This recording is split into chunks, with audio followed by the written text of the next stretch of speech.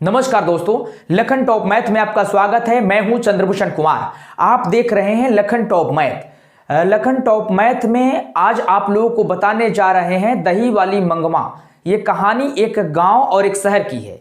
गांव होता है वेंकटपुर, जो बेंगलोर शहर से सटा हुआ है। वेंकटपुर गांव होता है और दही बेचने जाती है जिस माँ जी का नाम है मंगमा।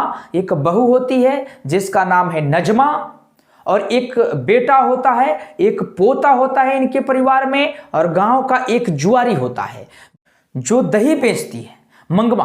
उसे जुआरी हमेशा पैसे मांगते रहता है, हमेशा पैसे की मांग करते रहता है। तो आइए इस कहानी की तरफ हम नजर डालते हैं। ये कहानी मात्र 3 मिनट के अंदर में समझे, एकदम शॉर्टकट।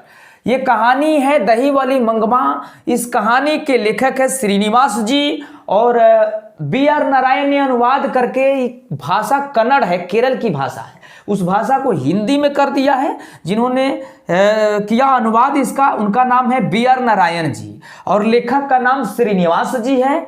ध्यान बोर्ड पर देखिए।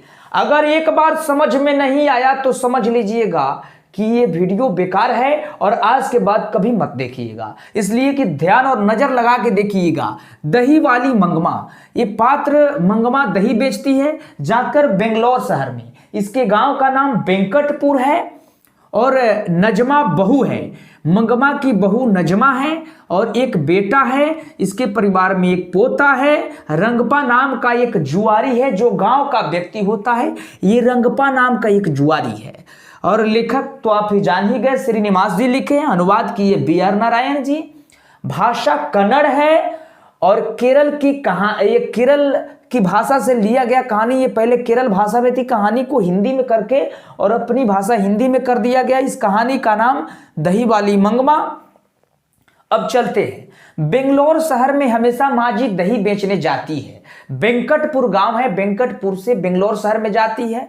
मात्र 3 मील दूर है, 3 मील दूर है, और 3 मील दूर है। यहां से जाती है बेंगलोर शहर में, दही बेचती है, और दही बेच करके और फिर वापस आती है। कारण ये बनता है कि दही बेचने का 2 तरीका होता है। एक दही बेचे तो नगद पैसा मिला, और एक दही बेची तो बारी, जिसे हम लोग कहते हैं, 30 दिन के बाद में पैसा लेती है। तो माँ जी 30 दिन के बाद में पैसा लेती थी। सबका दही नहीं बिकता था, लेकिन माँ जी का दही बिक जाती थी। माँ जी जो मंगमा है, मंगमा, बहू का नाम नजमा। एक बार और सुन लीजिए, बहू का नाम नजमा।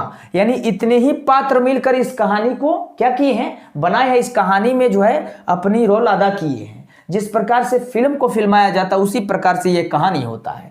पात्र का नाम जो मंगमा है, दही बेचती है। नजमा इसकी बहू होती है, और एक बेटा होता है, एक पोता होता है। गांव का एक जुआरी होता है जिसका नाम रंगपा होता है, और बेंगलोर शहर होता है, और वेंकटपुर गांव होता है, जिस गांव से माँ जी मंगमा जाती है दही बेचने। और दही बेचने जाएगी तो किसी न किसी से जरूर दोस्ती हो ही जाती है, मित्रता हो जाती है, स्नेह घुल मिल जाता है आदमी।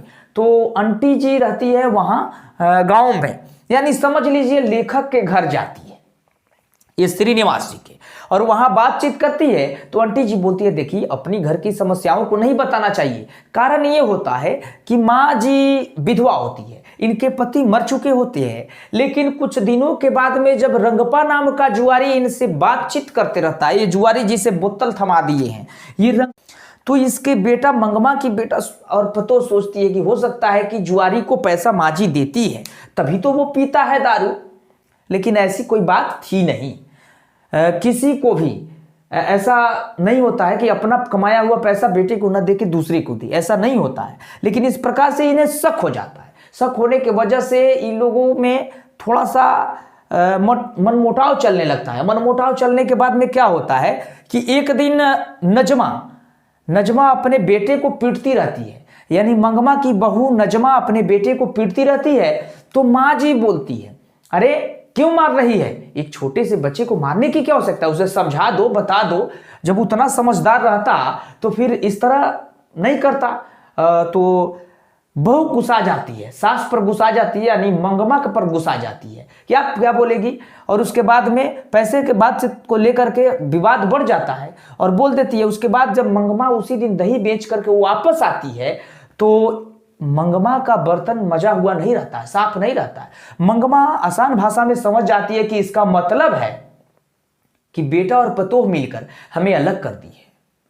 तो इसी को सोच करके अलग कुछ दिन खाना बनाती है और जाती है बेंगलोर शहर में। तो चाची को हमेशा अपनी दुख दर्द बयान करती बताती रहती है कि मुझे ये इस प्रकार का दुख है, उस प्रकार से दुख है। तो चाची बोलती है कि अपना दुख बताना नहीं चाहिए, नहीं तो लोग उसी दुख को मजाक बना देंगे, इसलिए कि कभी अपना तकलीफ और दर्द कभी नहीं बताना चाहिए।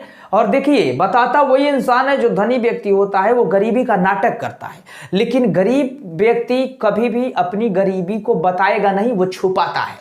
तो आइए हम बता रहे हैं। तो ये बारीकी काम करती है, 30 दिन बेचने के बाद पैसा मांगती है सबसे। सब लोग इसे बहुत अच्छी तरह से जानते हैं, बहुत बढ़िया से जानते हैं, और इन्हें बहुत लोग मानता भी है, बहुत समझता भी है। तो मंगमा जाती है और बाद में विवाद हो जाता है। रंगपा नाम का जुआरी होता है, हमेशा मंगमा से पैसा मांगते रहता है और ये चाहता है कि हम शादी कर लेते तो जितना इकट्ठा करके धन रखी हुई है सब हमारा हो जाता। एक बार आती रहती है माँ जी मंगमा, तब तक बीच में रोक करके ये रंगपा नाम का जुआरी माँ जी से बोलता है, एक काम करो, तुम मुझे पैसे दो, जो पैसे। तो माँ जी बोलती है, हमारे पास पैसे कहाँ है, हम तो दही बेचते हैं, 30 दिन बेचते हैं और पैसे लेते हैं। तो बताओ कि तुम गाड़ करके जो जमीन में रखी हो पैसा, वो पैसा कहाँ हुआ। तो थकबका जाती है माँ जी। मंगमा सोचती है कि जुआरी है, इसे मुंह लगना अच्छी बात नहीं है। बाद में इन लोगों के परिवार में बेटा और पतोह कुछ दिनों के बाद सोच लेता है कि ऐसा है, माँ जी बहुत पैसा रखी है और माँ जी पैसा गिनती रहती है, तब तक ये सब देख लेता है।